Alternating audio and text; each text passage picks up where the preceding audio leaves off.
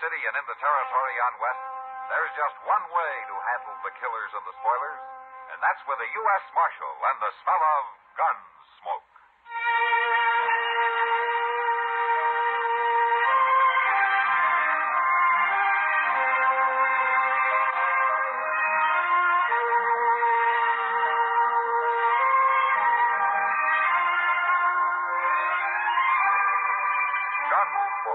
Starring William Conrad, the story of the violence that moved west with young America, and the story of a man who moved with it. I'm that man, Matt Dillon, United States Marshal. The first man they look for and the last they want to meet. It's a chancy job, and it makes a man watchful and a little lonely.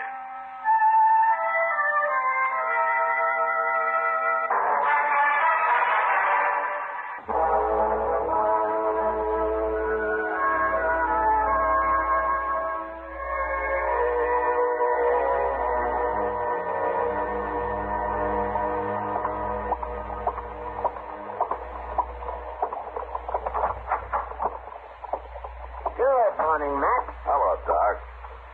Yeah. You had breakfast yet? I'm waiting for Chester to get back from the depot. Somebody told him there was a telegram down there for me. There's a telegram? Uh-oh. You should have left it there, Matt. No? A telegram usually means somebody's coming to Dodge looking for you, or that you've got to go somewhere and look for them. Either way, it spells trouble. Well, if it wasn't for trouble, Doc, I wouldn't have a job. Well, then you ought to quit. It's a poor thing when a man has to make a living off of other people's troubles. Uh-huh. Tell me something, Doc. How long has it been since anybody came up to you and told you how good they were feeling? See, no, I hadn't thought about that. I guess we are pretty much alike after all, man. Uh-oh. Close off here, Chester. Yeah, I got it, Mr. What are you looking so glum about, Chester? What does it say? You better read it yourself. Kind of private like. Huh? U.S. Marshal, Dodge City, Kansas. Coming to get married. Noon train. Saturday. Meet me. I'm Mavis McCloud. Oh, Mavis McCloud, eh? Oh, that's a right pretty name, Matt. She pretty, too?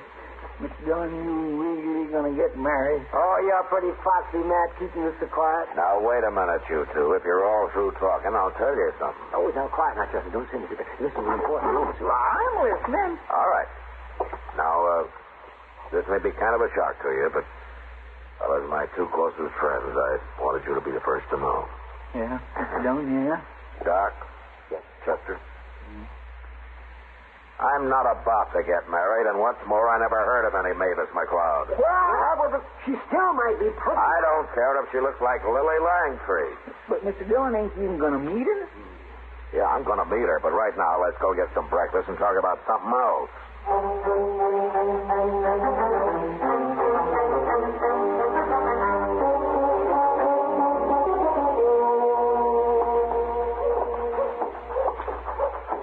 Look there, Mr. Dillon. Straight up noon, and there comes old train right on time.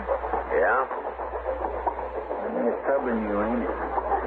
No, Chester. I think trains should run on time. Chester, that's what I mean. Hey, look. Looky there. This kitty going into people there, see? Chester. Mr. Dillon, I swear I never said a word to her about this. She's probably expecting some mail or packages or something. Anyway, she never seen it. Say, how are we going to tell Mavis McCloud from anybody else? I don't know. Look, there's a girl. Would that be her, do you think? Would that be her? Chester, I told you I never even heard of her. How would I know what she looks like? Well, that little girl's right pretty, Mr. Dillon. And she's the only female lady there. Okay, let's go ask her then. I'd judge her to be about 18, wouldn't you? Yeah, about that. You say she's pretty nice. She is pretty. Excuse me, miss. Yes? I'm Matt Dillon. Oh, maybe you can help me. Oh, maybe. I'm looking for the U.S. Marshal here. Do you know him? Well, I'm the marshal, ma'am. Oh, you are? Then you got my telegram. I did. Oh, that's right. You didn't have my name on it, did you? Of course not. How would I know your name? Oh. Oh, my goodness. Well, you didn't think I was coming to marry you, did you? Well, Oh, how awful. I mean, how awful for you. well, I'm still a little confused. This is Chester Prout. Mavis McCloud. How do you do, Chester? Well, I'm proud to know you, ma'am. Yes, miss. Oh, I'm so sorry, Marshal Dillon. I guess I should have explained more in the telegram. Oh, that's all right. Who did you come here to marry? Well, I don't know.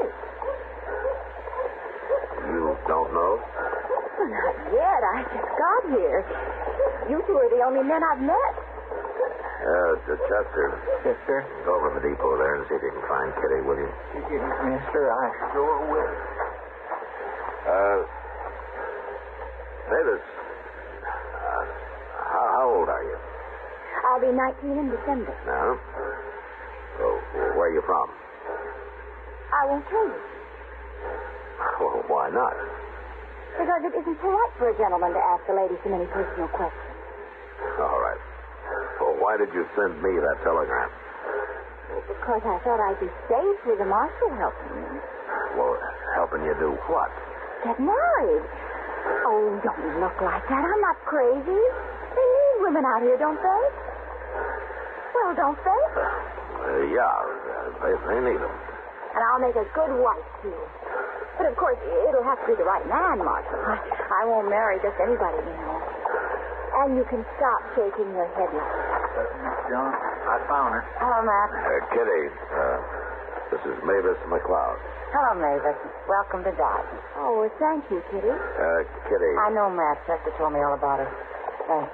Don't mind the marshal, Mavis. Sometimes he's a little slow to understand these things. He most certainly is. Why, he's been looking at me as though I were a bug of some kind. Kitty, you take care of her, will you? I'll go try to figure something out. Yeah, she'll be okay. And, Kitty, don't, don't worry. I won't take it to the long branch. Okay. You let me know if you need anything, Mavis. Besides the husband, I mean.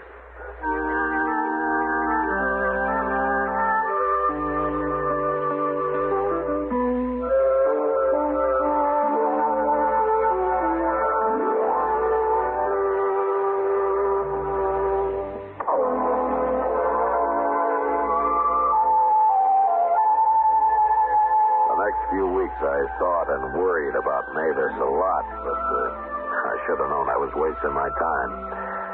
She met a young fellow called Barney Wales, and 3 days later they got married. Kitty called it love at first sight, but anyway, I knew Barney, and he was a sober, hard-working cowboy who'd started a little spread of his own not far from Dodge. It was a good match, and it looked like they were going to make out fine. At least I thought so. Until one day when I was sitting in my office trying to keep cool. I'm looking for Marshal Dillon. That's him, sitting right there. Come on in, mister. My name's Lou Staley, Marshal. What can I do for you, Mr. Staley? I've come a long way. Huh? All the way from St. Louis. I'm looking for Mavis McCloud. Oh. Well, what do you want with her? That's my business. Well, that may be. Where is she? What makes you think I'd know? She sent you a telegram from St. Louis. I knew she was headed out here somewhere, so I checked. Mavis isn't the kind to arrive in a place unknown. I see. You going to tell me where she is? Not till I know why you want to see her. And I'll find her myself. She's around here somewhere. She's married, Staley. What? She's married. Now, why don't you go on back to St. Louis and forget about it, huh? Who'd she marry? What difference does it make? You're not going to bother her. We'll see about that. In the meantime, I hold you responsible. Okay, so you hold me responsible. Why don't we settle that right now? I'll find her first, Marshal. And after I've killed her husband, I'll come looking for you. Well, Now there's about the bloodthirstiest man I ever did see. I declare he's going to kill everybody. He might try it, Chester. I think I better ride out and talk to Barney Wales. Oh, sir, not today, you ain't. What? Well, Barney and Mavis is in town today. I seen them over at the Dodge House this morning. They're staying the night there. And I'll go find them there before Lou Staley does.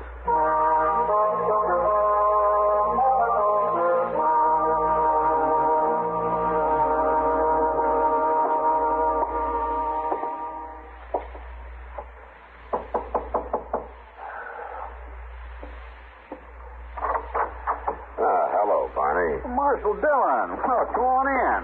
Hey, Mavis, it's the Marshal. Hello, Marshal. How are you, Mavis? Oh, I'm fine. I mean, we're fine. Aren't we, Barney? We sure are. You got to ride out and have dinner with us some Sunday, Marshal. Mavis here's the best doggone cook you ever saw. Well, it'd be strange if a girl from St. Louis couldn't cook. Why'd you say that, Marshal? Mavis ain't from St. Louis. At least why she never told me she was.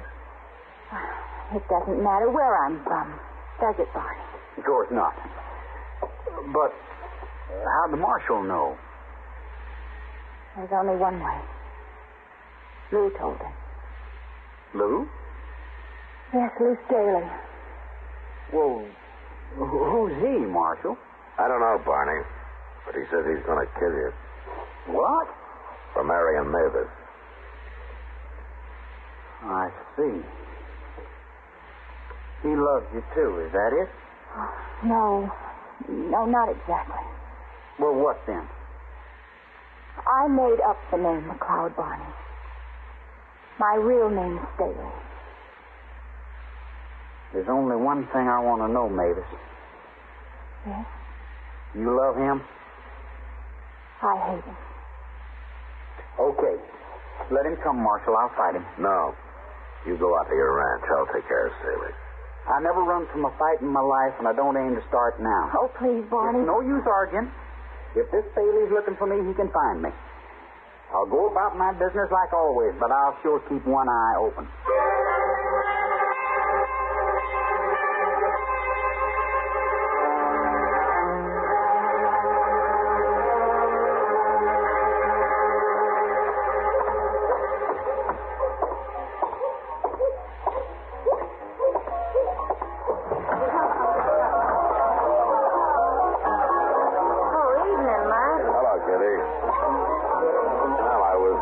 Chester earlier. Huh?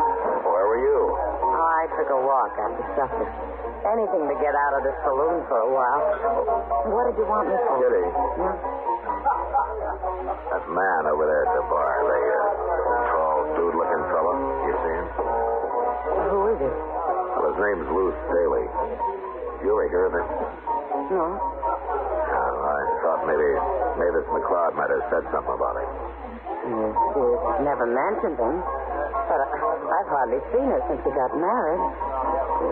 What's it about? Well, Staley's kind of disappointed over Mavis getting married. Said he's going to kill Barney. And then me. And I don't know who all. Oh, for heaven's sake. He followed her out here from St. Louis. So that's it. Jealous lover. No. Mavis' real name is Staley. What? Yeah.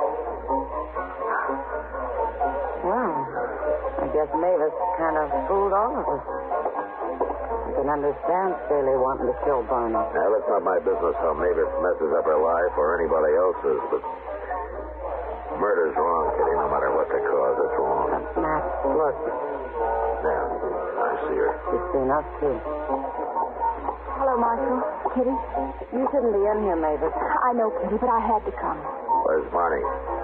He's talking business with some cattle buyers over at the Dodge House. He doesn't know I'm here. This is no place for you, you know. Well, it's good enough for Kitty, isn't it? Why own the place? I explained all that to you. Well, I didn't come here for fun. I ran into Chester out in the plaza, and he told me I'd find Lou Staley here. I've got to talk to him. It probably won't do any good, but I've got to try. Well, he's over there at the bar. I know, I saw him. But I didn't dare walk up to the bar, and not with all those men watching. Okay, Mavis, I'll get him. No, I guess I won't have to. I knew I'd find you sooner or later, Mavis. I want to talk to you, Lou. It's too late for talk. If I told you what I'd do, I'm going to do it. Lou, I want to talk to you alone. You can go out back, Mavis. Door's right over there. Nobody will bother you outside. Come on. Won't do any good, Mavis. You know it won't. I don't like this, Kitty. Why not? Talking's better than fighting, isn't it? Talking isn't going to stop him. Now, there's something wrong about him. Sort of like he can't hear or see anything but himself. Like he's all alone in the world. Well, any man in love acts like that now. Maybe, but if I didn't think he'd just keep coming back, I'd tie him up and throw him on a train for back east. Well, I wish you'd do something. Matt.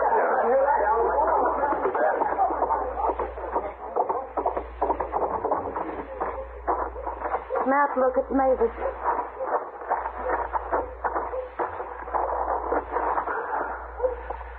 Mavis? Mavis? Did it kill her? No, she's still alive. Well, you go after Staley, Matt. I'll take care of her. I'll get Staley, Kitty. And I'm going to carry Mavis over to Doc's first. Hey, you better come along.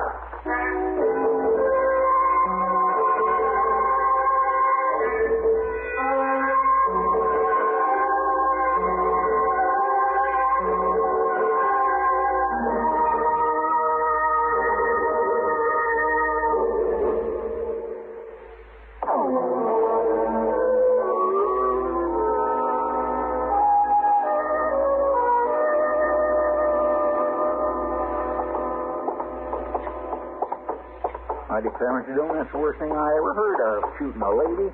Doc says she's got a fair chance, Chester. You're going to tell Barney about it and then go after Lou Staley, huh? I'm going to do more than that. You are? What? You'll see. I hope Barney's still here at the Dodge House. Yeah, I hope so, too. Maybe that's him standing over there. I know that one fella. Big cattle buyer. Oh, there's Barney with his back to us there. Any steer that walks up here from Texas is tougher than a mule, and you know it, Abby. I got better beef than that, but you're going to have to pay for it. Barney. Don't say that, Fred. Hi, Marshal. Hello, gentlemen. What are you doing here, Marshal? Something wrong? Yeah, Barney, there's something wrong. Well, what is it? Tell me. Where's Mavis? Now, wait a minute, Barney. Look, do you trust me? Well, sure I do, Marshal. Of course. Why shouldn't I? Well, there's no reason, but I just want you to think about it when you wake up. All right, shut up. Don't interfere in something you don't know anything about. Chester. Yes, sir. Go get a rope and tie him up. But fix it so he can walk. When he comes to, take him to jail. But I don't know. Do it. Okay, sir.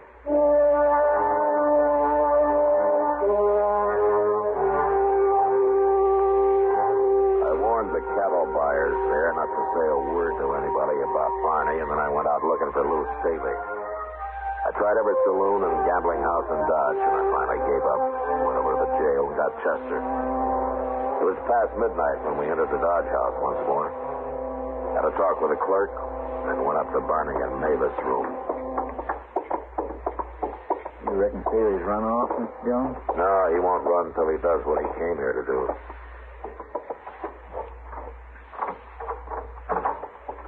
Okay, inside, Chester. Yes, sir.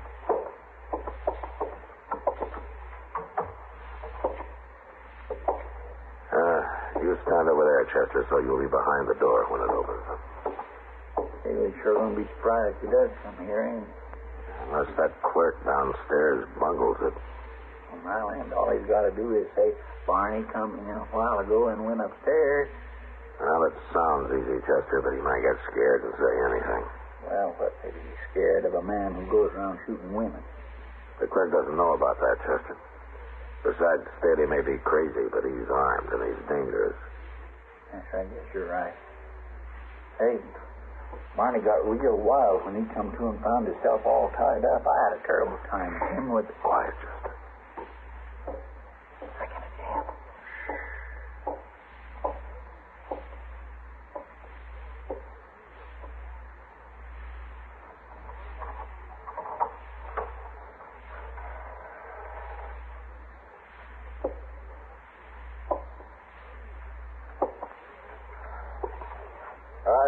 Barney, you coward. Where are you? Hold it right there, Staley.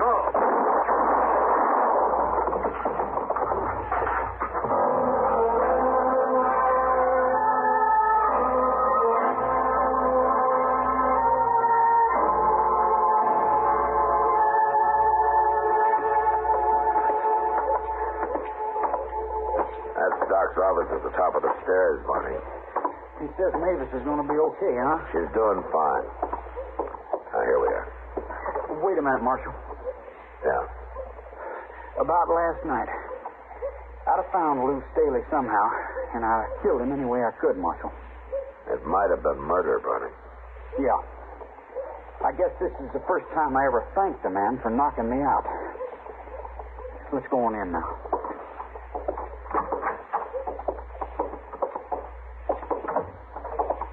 Hello, Matt.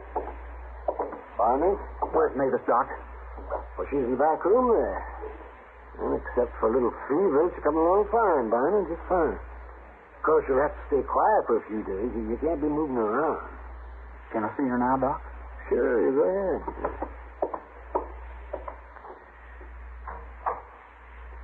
Matt, Mavis told me about the shooting.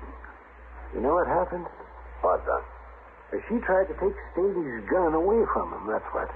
They were fighting over it, and it went off. He didn't try to kill her at all. You know, it's funny about Staley. What? Most men would have tried to kill a wife that ran off and married somebody else. A wife? Yeah. Is that so? Oh, you don't. And Mavis seems like such a nice girl. Well, you never know, Doc. Marshal Dillon? Yeah. Mavis would like to see you. Okay.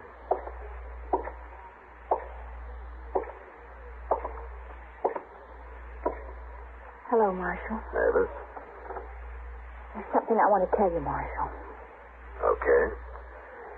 Barney already knows. I told him yesterday after you left. Go on. Well, it's about Lou. I know what you think. But I've known him all my life, Marshal. And Lou was crazy. There was something wrong with him. I guess I was ashamed of it, or I'd have told everybody sooner. Especially Barney. You're not responsible for his being crazy. No, wait. Lou always did say he'd kill any man I married. That's why I ran away. Mavis, you were asking an awful lot of a husband, crazy or not. Marshal, Lou Staley wasn't my husband. He was my brother. What? You know, Mavis, you've been nothing but trouble to me ever since I got that telegram. And I don't ever want to see you again. Unless it's across your dining room table some Sunday.